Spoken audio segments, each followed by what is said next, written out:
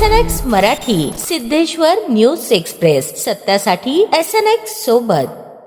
देशभरात सध्या कॉकरोच जनता पार्टीची सोशल मीडियावर जोरदार चर्चा रंगली आहे. लोकांनी सुरुवातीला याला गंमत समजलं, पण काही दिवसातच हा विषय सोशल मीडियावर ट्रेंड होऊ लागला. अवघ्या 5 दिवसात कॉकरोच जनता पार्टीने इंस्टाग्रामवर 100 लाख फॉलोअर्सचा आकडा पार केला आहे.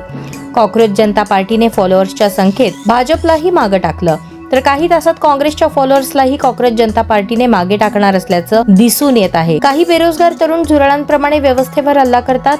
काही बेरोजगार लोक झुरळांप्रमाणे कायदा, प्रसार माध्यमे आणि RTI चळवळीसारख्या प्रणालींमध्ये घुसखोरी करतात, असं सरन्यायाधीश सूर्यकांत म्हणाले. यानंतर ही टिप्पणी सामान्य बेरोजगार तरुणांना उद्देशून नव्हती, तर बनावट पदव्या असलेल्यांना उद्देशून होती, असं स्पष्टीकरण सूर्यकांत यांनी दिलं.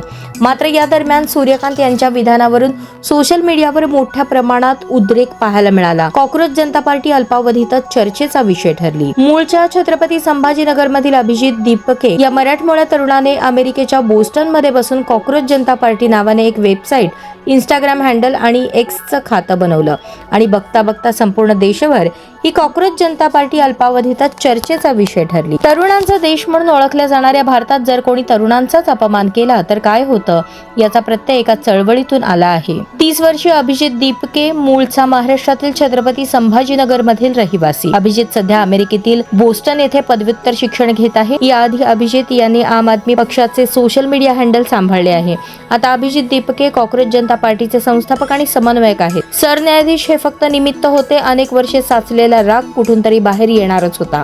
नव्या पिढीला हिंदू, मुस्लिम, जातपात हे सगळे भेद नको आहेत. आम्हाला चांगलं शिक्षण, रोजगार आणि नवनवीन तंत्रज्ञान हवं आहे, असं अभिजित दीपके म्हणाले.